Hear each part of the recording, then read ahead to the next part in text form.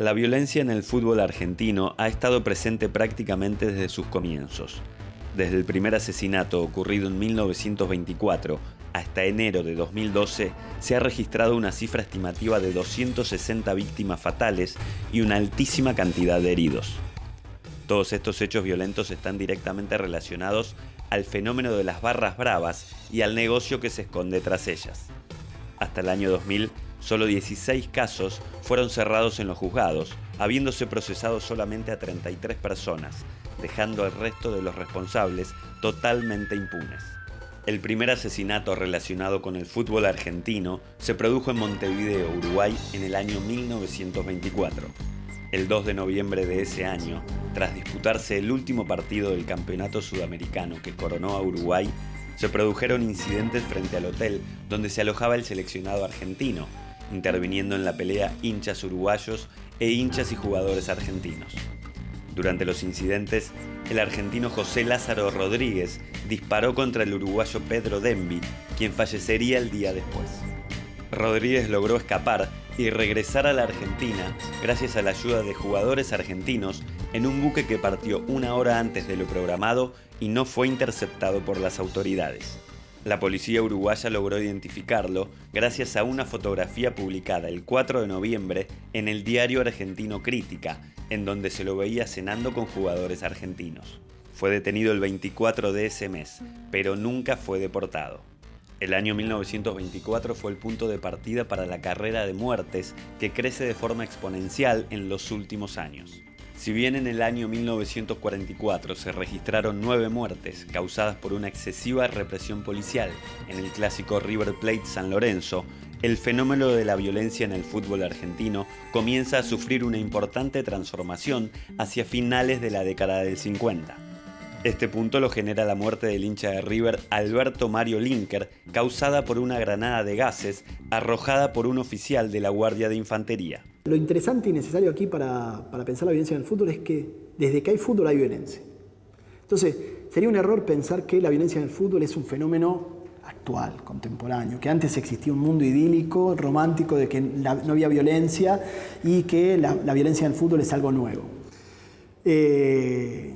Siempre, o desde el momento en que el fútbol se popularizó, hay violencia en el fútbol, hay episodios de violencia, episodios de linchamiento para con jugadores, de linchamiento para con referís.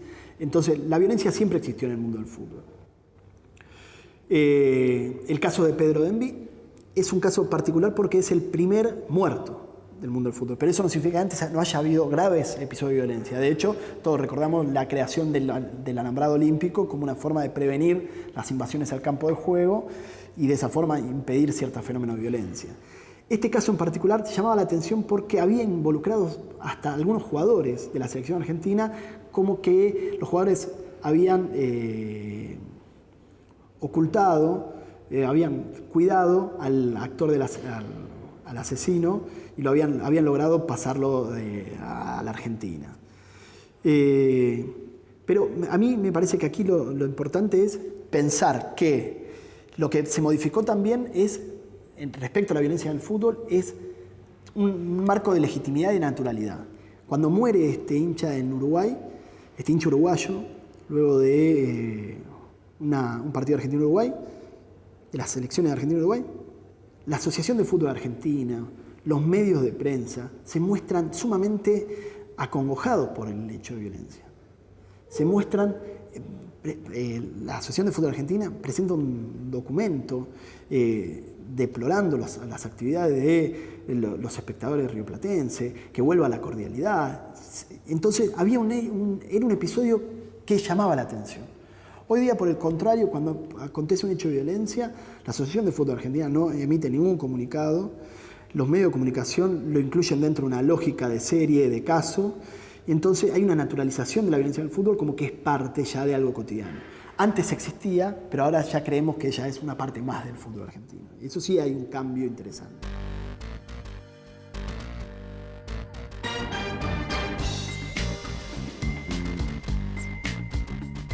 En la misma línea, El investigador y periodista argentino Amílcar Romero señala la muerte de Héctor Souto en el año 1967 como el momento en que la violencia y el fenómeno de las barras bravas cambia cualitativamente y de forma radical. Debemos mencionar no solo el aumento en cantidad de muertes, sino la diversificación de las causas. Debido a esto, la sociedad comienza a tomar conocimiento de la existencia de grupos organizados. A las hinchadas organizadas en el fútbol argentino se las llama barra bravas. Esto significa una delimitación de un grupo de espectadores del mundo del fútbol respecto a todo el resto de espectadores del mundo del fútbol. Este grupo de espectadores tiene una particularidad, que es autodefinirse como miembro de ese grupo y a partir de eso conseguir hacerse de recursos. El término barra brava se va modificando a partir de su creación. A partir del caso Souto se empieza a hacer popular, ¿no? Pero se hace verdaderamente popular a partir de la década del 80.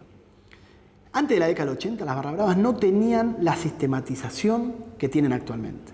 No existía entre las barra bravas el grado de organización que tienen actualmente. Si bien la cuestión piramidal, que es la forma de organización de las hinchadas, ya existía, el vínculo de las barra bravas con los dirigentes y con los clubes empieza, con los dirigentes políticos y con los dirigentes de los clubes, empieza a ser cada vez más fuerte a partir de fines de la década del 70 y sobre todo a partir del 83, en el regreso a la democracia.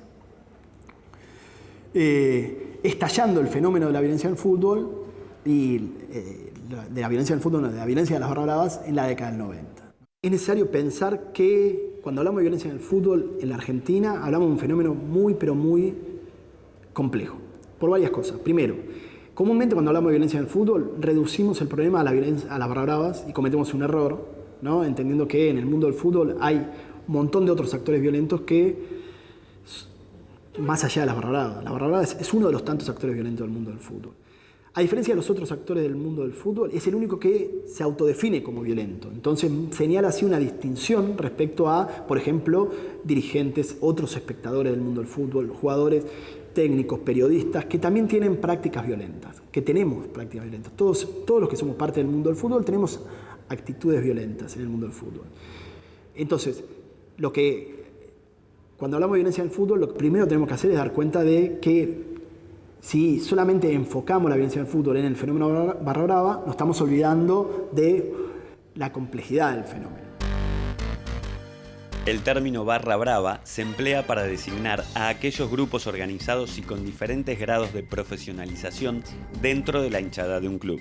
Ellos cumplen varias funciones institucionales, prefijadas y organizadas, como por ejemplo el control del trabajo de entrenamiento en los centros polideportivos, la intervención en las vidas privadas de los jugadores, muchas veces presionándolos con fuertes amenazas, generar incidentes violentos dentro y fuera del estadio, utilización de armas de fuego y también armas blancas, despliegue pirotécnico y cánticos empleados durante el desarrollo de los partidos.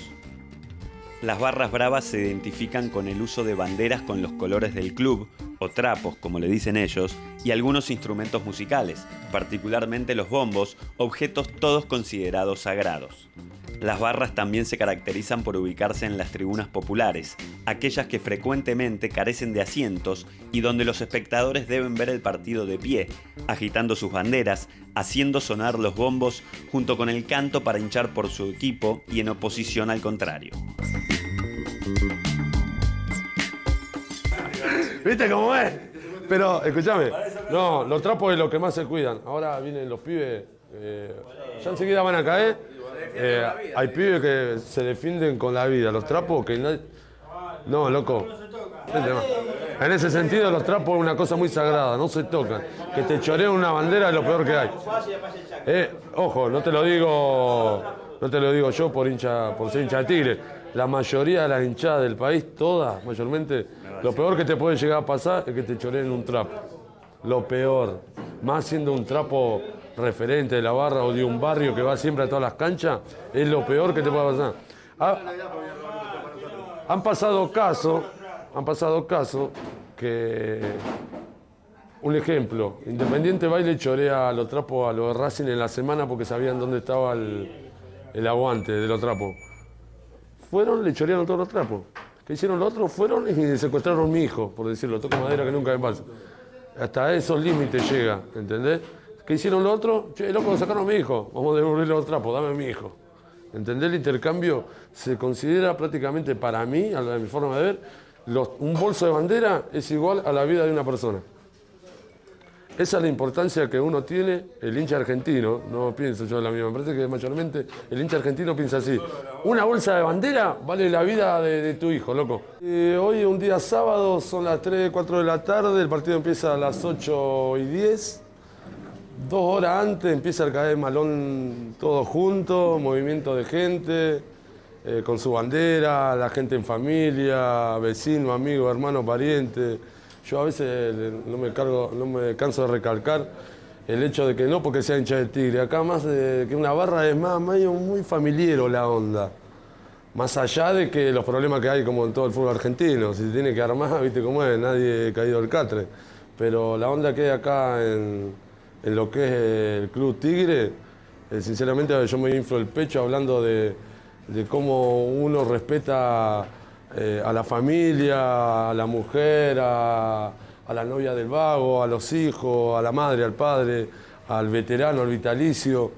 Esa es una cosa extra, un condimento extra hacia mí, que yo siempre lo relato porque yo me siento re orgulloso de que la gente venga sin familia. Más allá, te vuelvo a repetir, de que Tigre ahora está en descenso directo, la gente acompaña masivamente y eso es bueno, no solo para nosotros que somos los referentes que damos la cara, sino al club mismo y a que eso genere que el padre que trae a su hijo desde los 3, 4 años, por decirlo de esa manera, que el día cuando tenga 15 años va a estar presente acá en la cancha igual. Es como que ir renovando gente, como que los chicos crecen y así tiene que ser.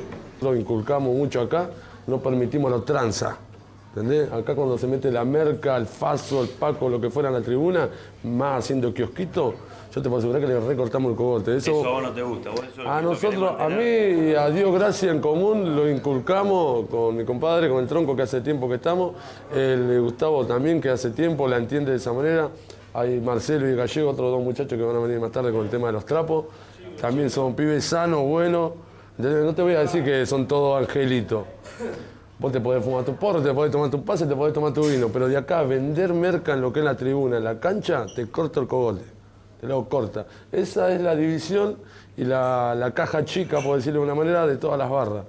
Que hay gente que lo permite y hay gente que no. Nosotros tenemos la postura de no inculcar esa movida, ¿entendés? ¿Y la gente lo entiende en la tribuna? La gente lo entiende, a Dios gracias. Hay gente que viene con su familia, con sus hijos, y como todo, vienen se prenden su porro, se toman su pase, con respeto. De ahí a que te ponga a vender, te mato. Los tranzas, uno tampoco ha caído al catre, sabe quiénes son. Che, loco, te llevo a vender, te corto el cogote.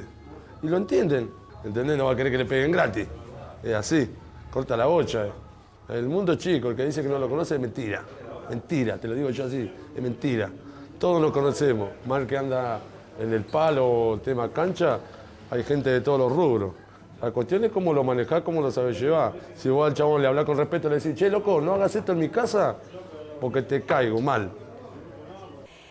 Hincha es una persona que quiere a su club, que aporta, o sea, hincha generalmente es socio, ¿no? El que aporta su cuota o el que no es socio pero quiere y jamás se le va a ocurrir romper algo que tiene que ver con el club, jamás se le va a ocurrir robar, ¿sí?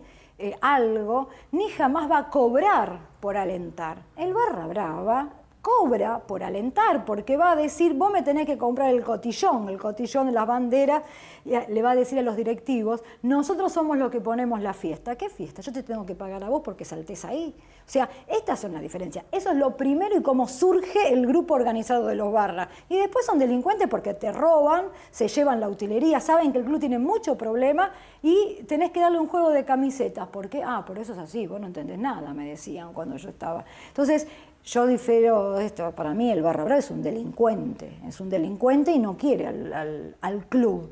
O sea, lo único que hace es su gestión personal y el hincha es la pasión que pone en eso que transmite, bueno, el fútbol.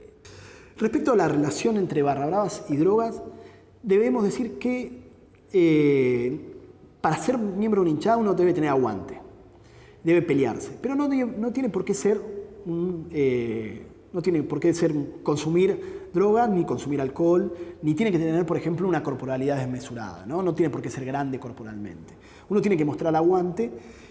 El resto de las particularidades que muchas veces están asociadas a la idea del aguante, como es el abuso en alcohol, el abuso en las drogas, no están siempre, no aparecen siempre en todos los actores.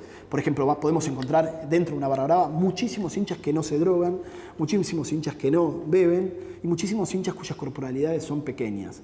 Pero sin embargo, dentro de la lógica de las hinchadas, la corporalidad pequeña, la corporalidad grande, el abuso de alcohol y el abuso de drogas sigue funcionando como una bandera que les permite mostrar el aguante. Yo creo que hay algo que es fundamental. Los barra bravas tienen, además de los delitos vinculados al fútbol, la gran mayoría tiene, agarrar los prontuarios, todos tienen delitos vinculados a la propiedad, a salidera de banco. Yo no me meto con lo que hacen el resto de sus días a la semana. Yo me meto con lo que es violencia en el fútbol. Y muchas veces a mí me han llegado cuestiones de barras que tenían que ver con delito común, acercada por alguna policía o alguien que quería perjudicarlos en algo, y yo no me meto con eso, porque mi ámbito es la violencia en el fútbol. Y los barras se juntan mucho tiempo antes de comenzar el partido. No sé, por ejemplo, la barra de Boca se junta en lo que se llama la Bombonerita, que es la adyacencia al estadio de básquet. La barra de River, que en su época solía salir de una plaza denominada Plaza del Desierto en Palermo, ya no lo hacen más, desde hace mucho tiempo, salen a veces desde Saavedra o se juntan en una plaza en la calle San Valiente, cerca del estadio, y de ahí van a copar sectores del club. Digo, la barra brava de Boca copa todo lo que es el estacionamiento, ahí hacen toda su movida para después ingresar al estadio. La barra brava de River, por ejemplo, copa toda la zona de los quinchos, y ahí llevan las banderas que no las guardan en el club, y está en investigación judicial, por ejemplo, cómo ingresan las armas.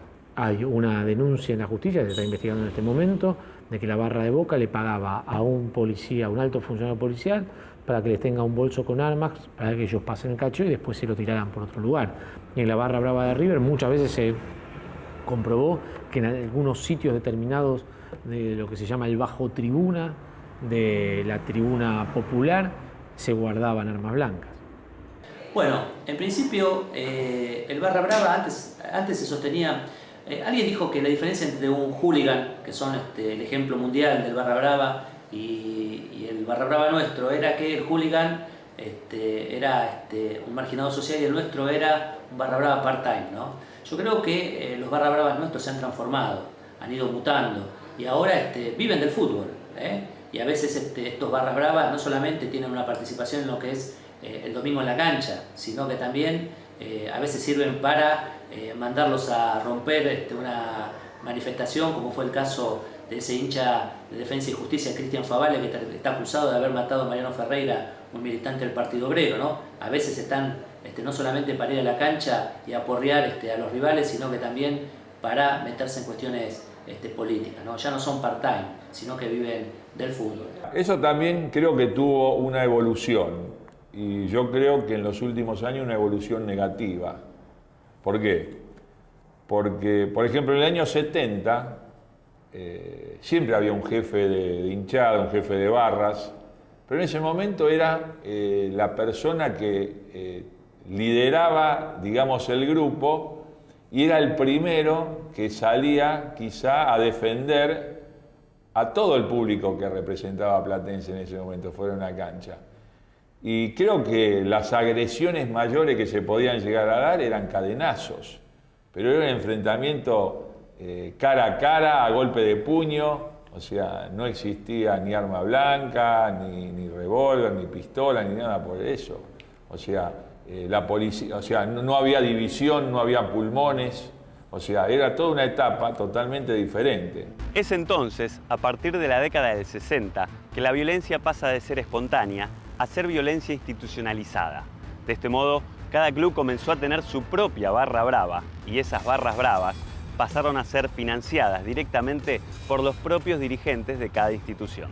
Yo lo tengo acá, es un bar, no mi negocio. Al mismo tiempo es una filial, tengo más de 1000 socios.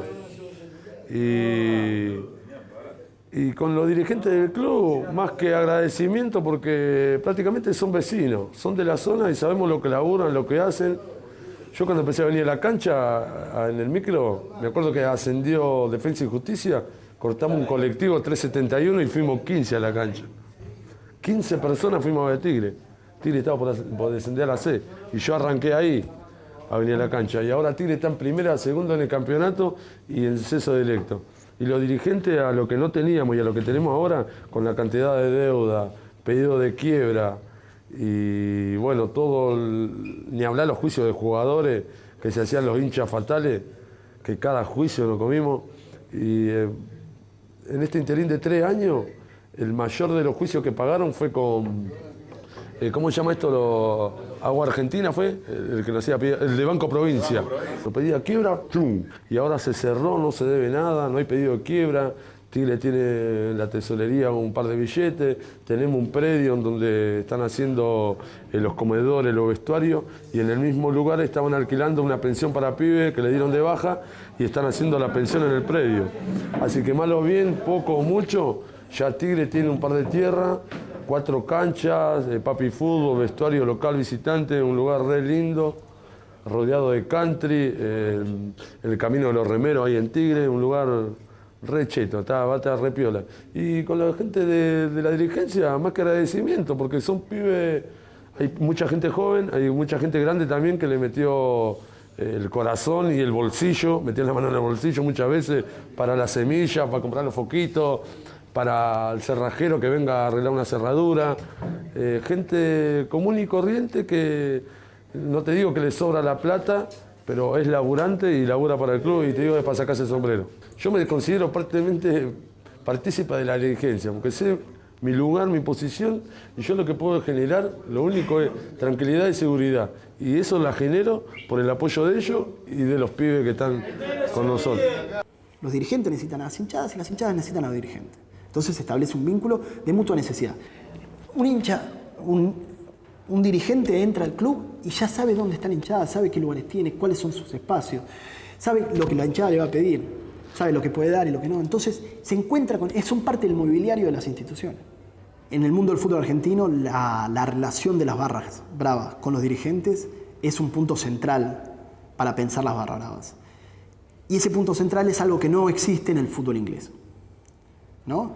Porque en el fútbol argentino los clubes son sociedades sin fines de lucro, en el fútbol inglés los clubes son sociedades anónimas. Entonces, el mundo social de las instituciones es completamente distinto. La relación que se establece entre un hooligan del Manchester United y el presidente del Manchester United es una relación imposible, porque el presidente del Manchester United es un empresario que no necesita tener ningún vínculo con un barra brava, con un hooligan.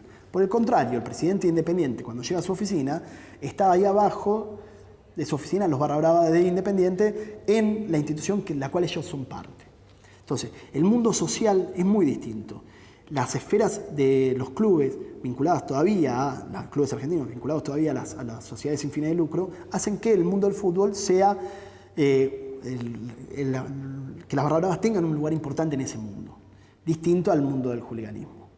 Eso no significa que el hooliganismo tiene otros condimentos, ¿no? No significa que no existan los hooligans, sí existen, siguen existiendo. Comúnmente, y eso es un dato muy interesante para discutir, últimamente se cree que el problema de la violencia en el fútbol en Inglaterra se ha solucionado, cosa que no es verdad. Si bien es cierto que se ha aplacado alguna forma de violencia, el problema de violencia en el fútbol nunca va a tener una solución total. Pero también es cierto que lo que lograron en el fútbol inglés, más que nada, es desplazar la violencia del fútbol más que al mundo del estadio hacia los afueras, ¿no? Entonces se ve mucha violencia en el mundo del fútbol inglés, en los pubs, en las calles y no en los estadios. Y eso ha sido sumamente efectivo para maximizar el espectáculo del fútbol inglés, ¿no? Ya no va a haber violencia dentro de un estadio. No significa que no haya violencia en el fútbol, pero no va a haber violencia dentro de un estadio. Y eso, el espectáculo, la dimensión económica del espectáculo se ve beneficiada con ese cambio. Hay dos lecturas posibles. En el caso de algunos dirigentes, por ejemplo, el caso de dirigentes de Independiente. El caso de dirigente Independiente no tiene ningún apoyo del Estado. yo lo sé perfectamente, no tiene apoyo ni de la policía de Avellaneda, no tiene apoyo ni del Comité Provincial de Seguridad Deportiva que se coprocede, y no tiene apoyo político para llevar adelante la pelea. A él no lo va a decir porque sabe que si dice esto lo linchan, pero es cierto esto. No tiene ningún apoyo, es más, a él le dijo que tenía que pactar con la barra.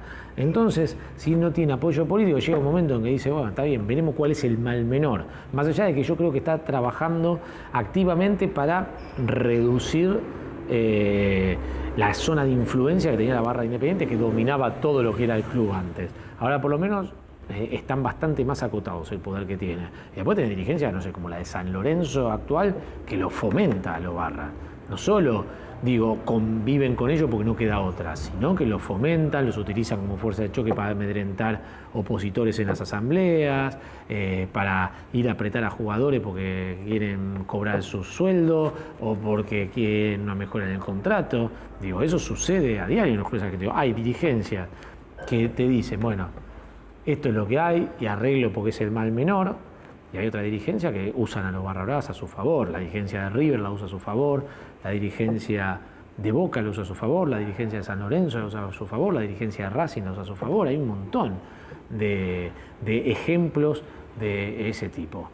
Y que si los organismos de seguridad son los que tienen que trabajar en prevención y llevar adelante y colaborar con estas investigaciones y no exponernos en los careos a los ciudadanos comunes que estamos sufriendo esto. Ahora tengo otro juicio oral por una denuncia de ese momento, por una emboscada de la barra de All Boys a micros de Atlanta, que casualidad o no se confundieron y en vez de ser los micros de la barra brava de Atlanta eran los micros de gente, de los socios comunes, había mujeres, chicos, gente mayor, y bueno, hubo hospitalizados, un hombre, bueno, ahora llega a juicio oral y otra vez va a pasar lo mismo, porque los que llegan a juicio oral son 2 barras, nada más, de 100 personas que estuvieron tirando piedra, bomba molotov, el micro debería haber estado acompañado por la policía y no estaba, las denuncias que yo hice a la policía por abandono de persona, porque un patrullero dejó en la puerta de la casa a un chico sangrando. No puede, tiene que llevarlo a un hospital si está herido. Bueno, son todas situaciones que fui aprendiendo al lado de Vergés muchísimo estos 5 años, y entonces, bueno, uno está más preparado para hablar en el juicio, pero más allá de eso, no creemos que la justicia argentina todavía esté a la altura, no por falta de capacidad, es falta de voluntad y de responsabilidad de profundizar en estas cuestiones de violencia en el fútbol.